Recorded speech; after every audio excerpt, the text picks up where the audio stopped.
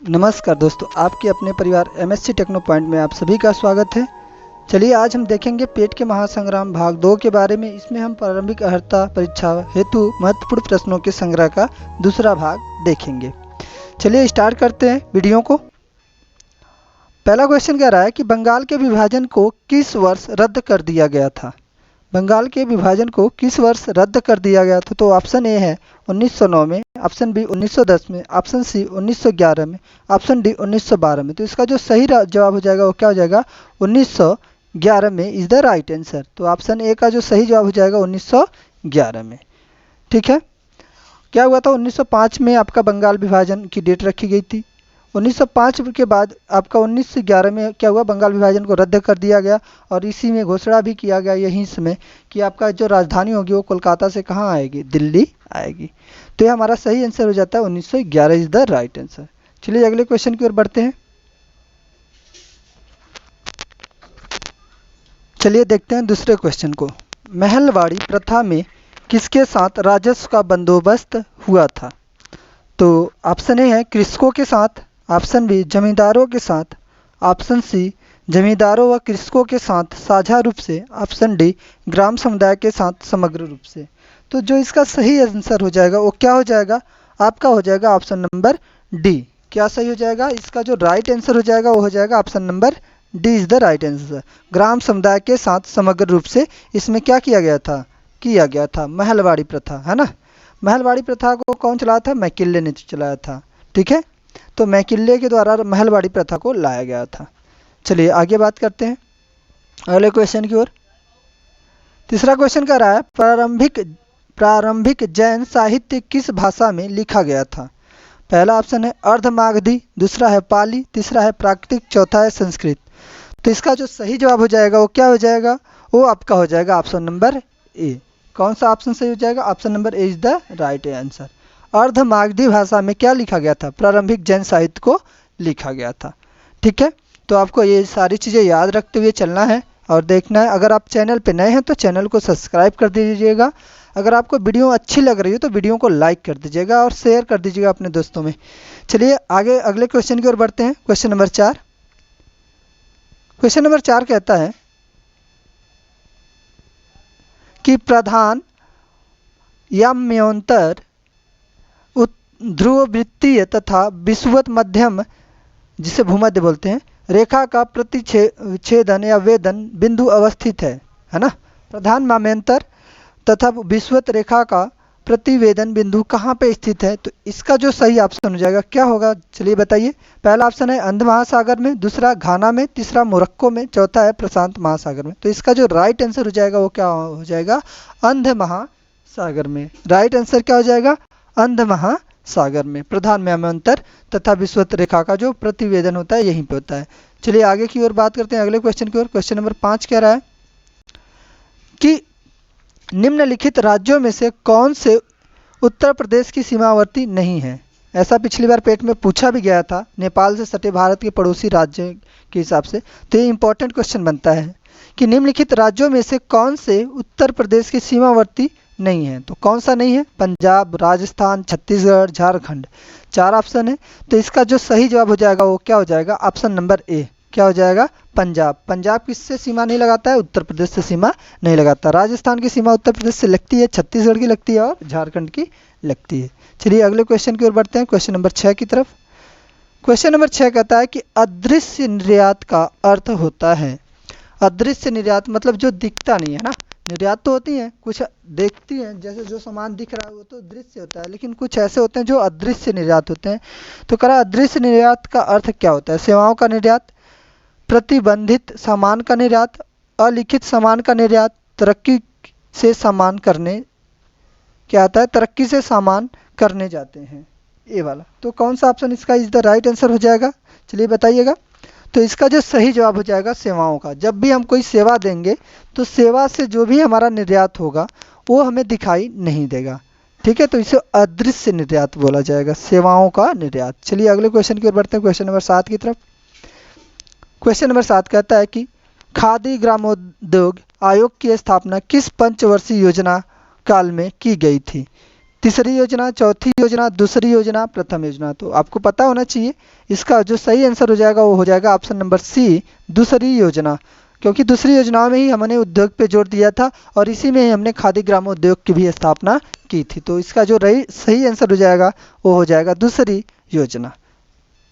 चलिए अगले क्वेश्चन की ओर बढ़ते हैं। Question number 8।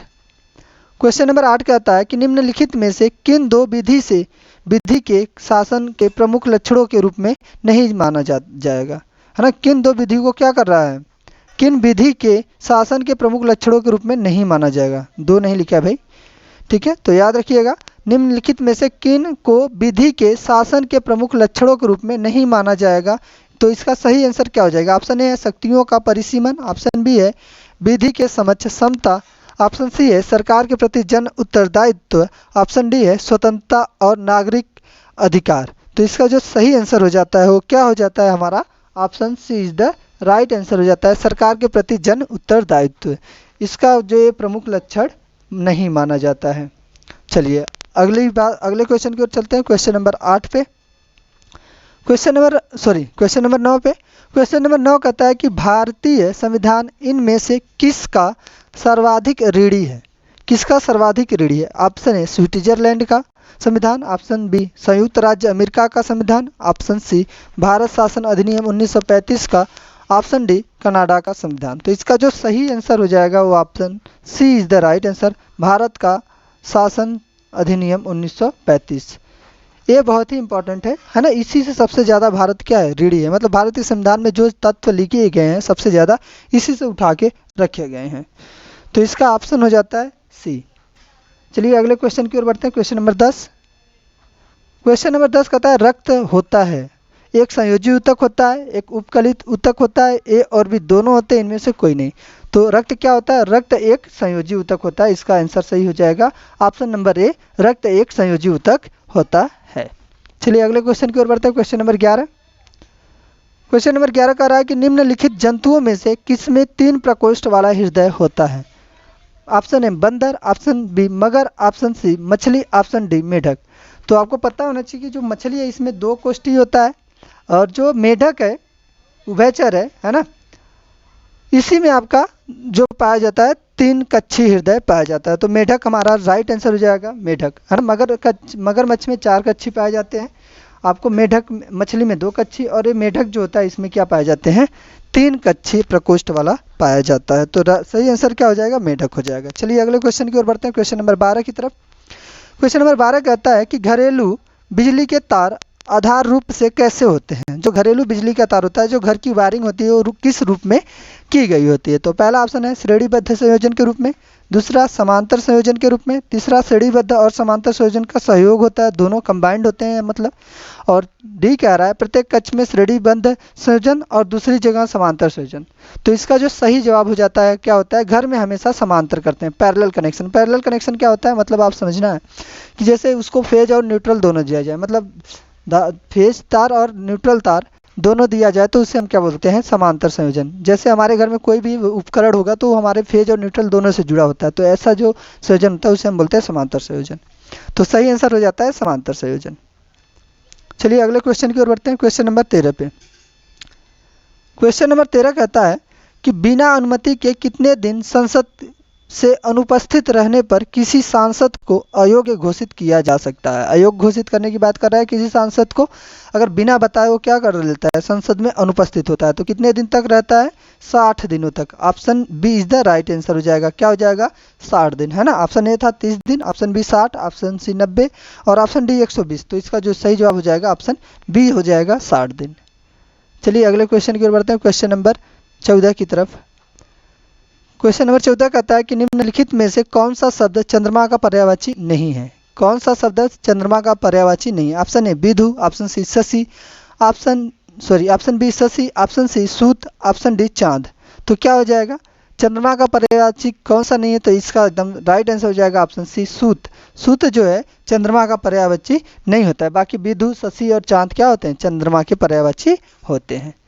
चलिए आगे चलते हैं अगले क्वेश्चन की ओर। क्वेश्चन नंबर 15 कहता है कि निम्न में से कौन सी किताब सरोजिनी नायडू द्वारा लिखित नहीं है। सरोजिनी नायडू द्वारा लिखित नहीं है, आपको ये बताना है। The broken wings, the golden threshold, the golden birds, the birds of time. तो इसका जो सही आंसर हो जाएगा वो क्या हो जाएगा, वो आपका ऑप्शन नंबर हमारा कौन सा इसका सही हो जाता है, C, the golden birds. The golden birds जो है ये सरोजिनी नायडू के द्वारा नहीं लिखा गया है। ठीक है, तो आपको याद रखना है सरोजिनी नायडू को भारत कोकिला के नाम से भी जाना जाता है। आपको ये पता होना चाहिए कि सरोजिनी नायडू को हम किस नाम से जानते हैं, भारत कोकिला के नाम से भी जानते हैं। चलिए, सरोजिनी नायडू के बारे में एक चीज़ और आप जानिए कि सरोजिनी नायडू ने क्या किया था, कानपुर अधिवेशन किया था। कानपुर अधिवेशन की अध्यक्षता किसने किया था, सरोजिनी नायडू ने 1925 में। चलिए अगले आगे बढ़ते हैं 16वें क्वेश्चन की ओर। 16वां क्वेश्चन कह रहा है कि मोहिनी अट्टम नृत्य किस राज्य से संबंधित है। मोहिनी अट्टम जो नृत्य है वो किस राज्य से संबंधित है। Option A Orissa, option B Kerala, option C Karnataka, option D Tamil Nadu. तो इसका जो सही जवाब हो जाता है वो क्या हो जाता है, हमारा ऑप्शन बी सही हो जाता है, केरल से। केरल में क्या है, मोहिनी अट्टम है ना। उसके बाद करें केरल में एक मोहिनी अट्टम हो जाता है हमारा। कथकली भी कहाँ का है, केरल का ही है। ठीक है, उड़ीसा का उड़ीसी हो जाता है, तमिलनाडु का भरतनाट्यम हो जाता है। तो याद रखना है हमें, केरल का क्या हो जाता है, मोहिनी अट्टम और कथकली। चलिए अगले क्वेश्चन की ओर बढ़ते हैं, क्वेश्चन नंबर 17 की ओर। क्वेश्चन नंबर 17 कहता है कि निम्नलिखित में से कौन सी गैस ग्रीन हाउस गैस नहीं है। याद रखिएगा क्या है, ग्रीन हाउस गैस नहीं है। Option A methane, option B nitrogen, option C जलवाष्प, ऑप्शन डी कार्बन डाइऑक्साइड। तो इसका जो सही जवाब हो जाता है वो क्या हो जाएगा, option B is the right answer. Nitrogen जो होता है वो ग्रीन हाउस गैस नहीं है। बाकी सारी जो मीथेन है, जलवाष्प है, कार्बन डाइऑक्साइड है, कैसी गैस हैं, ग्रीन हाउस गैसेस हैं। चलिए अगले क्वेश्चन की ओर बढ़ते हैं, क्वेश्चन नंबर 18 पे। क्वेश्चन नंबर 18 कहता है कि परितंत्र के दो मूल घटक कौन से होते हैं। ऑप्शन ए पौधे और प्राणी, ऑप्शन बी जीवीय और अजीवीय, ऑप्शन सी पौधे तथा प्रकाश, ऑप्शन डी घास पात और सूक्ष्म जीव। तो इसका जो सही जवाब हो जाता है वो क्या हो जाता है, option number B is the right answer हो जाता है। जीवीय तथा अजीवीय जो लोग होते हैं वो परितंत्र जो होता है दो घटकों में बटा होता है, एक जीवी होता है, एक अजीवी होता है, मतलब एक सजीव और एक निर्जीव। ठीक है, तो ये दो भागों में हो जाता है। चलिए आगे बढ़ते हैं अगले क्वेश्चन की ओर, क्वेश्चन नंबर 19 की तरफ। क्वेश्चन नंबर 19 कहता है कि निम्नलिखित में से कौन सी भूमि किसी भी देश के स्वामित्व में नहीं है। वानुआतु पहला ऑप्शन हो जाता है, ऑप्शन बी होता है अंटार्कटिका, ऑप्शन सी हो जाता है ग्रीनलैंड, ऑप्शन डी हो जाता है सोलेमन द्वीप समूह है, सिंह नहीं है, सोलेमन द्वीप समूह। ठीक है, तो इसका जो सही जवाब हो जाएगा वो क्या हो जाएगा, बताइएगा कमेंट बॉक्स में क्या हो जाएगा इसका सही आंसर। तो इसका जो राइट आंसर हो जाता है हमारा क्या हो जाता है, अंटार्कटिका। अंटार्कटिका आपको पता है कि पूरी बर्फ से ढकी हुई है, चादर है, तो इस पे हमारा कोई भी देश नहीं गया है, ना तो किसी का इस पे स्वामित्व है। तो अंटार्कटिका ऐसा है द्वीप जो इस पे हमारा कोई नहीं गया है, किसी देश का स्वामित्व इस पे नहीं है। चलिए अगले क्वेश्चन की ओर बढ़ते हैं, क्वेश्चन नंबर 20 की तरफ। क्वेश्चन नंबर 20 कहता है कि खाली स्थान मंदिर एलोरा महाराष्ट्र में स्थित एक प्राचीन हिंदू मंदिर है जो चट्टानों को काटकर बनाए गए सबसे बड़े मंदिरों में से एक है। ऑप्शन ए कह रहा है पातालेश्वर मंदिर, भैरव मंदिर, option B, option C Dudhnath, option D कह रहा है कैलाश मंदिर। तो इसका जो सही जवाब हो जाएगा वो कैलाश मंदिर। कैलाश मंदिर जो है हमारा सबसे महाराष्ट्र में स्थित ऐसा मंदिर है जो पर्वतों को क्या किया है, काट के बनाया गया है। तो ये राइट आंसर हो जाएगा ऑप्शन नंबर डी। चलिए अगले क्वेश्चन की ओर बढ़ते हैं, क्वेश्चन नंबर 21 की तरफ। क्वेश्चन नंबर 21 कहता है कि पृथ्वीराज चौहान के विरुद्ध मोहम्मद गोरी के आक्रमण के समय कन्नौज पर किस वंश का शासक था। ध्यान रखिएगा, कन्नौज पे बोला जा रहा है किस वंश का शासक था। ऑप्शन है चंदेल का, प्रतिहार का, ऑप्शन बी, ऑप्शन सी पाल का, ऑप्शन डी गढ़वाल का। तो किसका हो जाएगा, इसका सही जवाब हो जाएगा ऑप्शन नंबर डी। गढ़वाल जो थे इनका क्या था, वहाँ पे शासन था, है ना। किस वंश का शासक था, गढ़वाल वंश का शासक था। चलिए अगले क्वेश्चन की ओर बढ़ते हैं, क्वेश्चन नंबर 22 की तरफ। क्वेश्चन नंबर 22 कह रहा है कि भारतीय पुरातत्व का जनक किसे कहा जाता है। भारतीय पुरातत्व का जनक किसे कहा जाता है। ऑप्शन ए अलेक्जेंडर कनिंघम को कहा जाता है, ऑप्शन बी जॉन मार्शल को कहा जाता है, ऑप्शन सी मार्टिमर व्हीलर को कहा जाता है, ऑप्शन डी जेम्स प्रिंसेस को कहा जाता है। जेम्स नहीं होगा, ये जेम्स होगा, तो इसको आप सही कर लीजिएगा, जेम्स प्रिंसेस को कहा जाता है। तो इसका जो सही जवाब हो जाएगा वो क्या हो जाएगा, आपका 22 नंबर का सही जवाब हो जाएगा option number A. Alexander Cunningham जो थे इन्हें भारतीय पुरातत्व का क्या कहा जाता है, जनक कहा जाता है। ठीक है, चलिए अगले क्वेश्चन की ओर बढ़ते हैं, क्वेश्चन नंबर 23 की तरफ। क्वेश्चन नंबर 23 की बात करें तो क्वेश्चन नंबर 23 कहता है कि एंट्री व्यापार से तात्पर्य क्या है। एंट्री व्यापार से तात्पर्य क्या है। पहला ऑप्शन है निर्यात व्यापार, ऑप्शन बी है आयात व्यापार, ऑप्शन सी है तटीय व्यापार, ऑप्शन डी है निर्यात के लिए आयात की गई वस्तुएं। तो इसका जो सही जवाब हो जाता है वो हमारा क्या हो जाता है, राइट आंसर हो जाता है ऑप्शन नंबर डी, निर्यात के लिए आयात की गई वस्तुएं जो होती है एंट्री व्यापार के तात्पर्य है। मतलब हमने निर्यात किया, उसके लिए आयात की गई वस्तु भी हमने लिया, निर्यात भी किया आयात भी किया, दोनों चीज़ें, तो ये हो गई एंट्री। चलिए अगले क्वेश्चन की ओर बढ़ते हैं, क्वेश्चन नंबर 24। क्वेश्चन नंबर 24 कहता है कि किस समिति ने भारत में कृषि जोत कर का सुधार सुझाव दिया। ठीक है, क्या पूछा गया है, किस समिति ने भारत में कृषि जोत कर का सुधार करने का सुझाव दिया था। तो किसने सुझाव दिया था, राज समिति ने, वांचू समिति ने, ऑप्शन सी कार्य समिति ने, ऑप्शन डी मराठे समिति ने। तो इसका जो सही जवाब हो जाता है वो क्या हो जाएगा, वो हो जाएगा राज्य समिति। जो राज्य समिति थी उसने क्या दिया था कि जो कृषि जोत का कर है उसमें हमें क्या करना चाहिए, सुधार करना चाहिए। इसका सुझाव राज्य समिति के द्वारा दिया गया था। तो सही आंसर हो जाएगा राज्य समिति, मतलब 24 का option A is the right answer. चलिए अगले क्वेश्चन की ओर बढ़ते हैं, 25वें क्वेश्चन की ओर, और ये हमारा आज का लास्ट क्वेश्चन रहेगा। 25वां क्वेश्चन क्या कह रहा है कि बैंक दर का आशय क्या है। बैंक दर का आशय क्या है। ऑप्शन ए साहूकारों द्वारा लिया जाने वाला ब्याज दर, ऑप्शन बी अनुसूचित बैंकों द्वारा ली जाने वाली ब्याज दर, ऑप्शन सी बैंकिंग संस्थान की लाभ दर, ऑप्शन डी केंद्रीय बैंक द्वारा ली जाने वाली आधिकारिक ब्याज। तो इसका जो सही जवाब हो जाता है वो हमारा क्या हो जाता है, इसका जो राइट आंसर हो जाता है हमारा वो हो जाएगा ऑप्शन नंबर डी, केंद्रीय बैंक द्वारा ली जाने वाली आधिकारिक ब्याज दर जो होती है इसी को बैंक दर कहा जाता है ना। एक बैंक दर होता है, एक रेपो रेट होता है और एक रिवर्स रेपो रेट होता है। तो ये 3 रेट होते हैं जो रिजर्व बैंक लागू करता है ना। जब बैंक, एक तो रिजर्व बैंक का हो गया जो रेपो दर है उसी को बैंक दर कहा जाते हैं। रिवर्स रेपो रेट होता है जब हमारे पास क्या करती हैं जो लोकल बैंकें हैं, जैसे एसबीआई हो गया, यूनियन बैंक हो गया, एचडीएफ हो गया, तो ये सारे जो बैंकें, जब बैंकें आरबीआई के पास पैसा जमा करती हैं तो उस पर जो ब्याज देता है आरबीआई, तो उसे कहा जाता है reverse repo rate.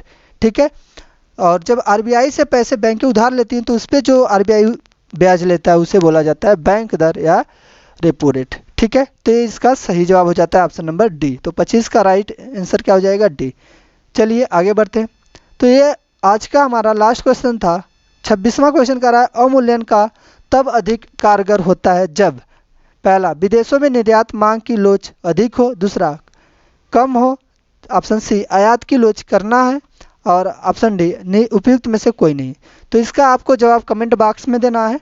Comment box में आप इसका आंसर बताइएगा कि क्या हो जाएगा 26वें का आंसर, और मिलेंगे कल अगले वीडियो के साथ और वहाँ पे हम इस क्वेश्चन का आंसर देंगे। तब तक के लिए इसका आंसर आपको बताना है कमेंट बॉक्स में कि इस क्वेश्चन का आंसर क्या होगा, पहला होगा या दूसरा होगा या फिर तीसरा होगा। तो इसका आपको सही जवाब बताना है कि इसमें कौन सा राइट आंसर हो जाएगा 26वें का। चलिए मिलेंगे अगले वीडियो के लिए, तब तक के लिए क्या करना है, धन्यवाद। और अगर आप चैनल पर नए हैं तो सब्सक्राइब जरूर कर लीजिएगा, लाइक कर दीजिएगा जिससे हम लोगों को मोटिवेशन मिलता है, और शेयर कीजिएगा अपने में। चलिए मिलेंगे तब तक के लिए बाद, धन्यवाद।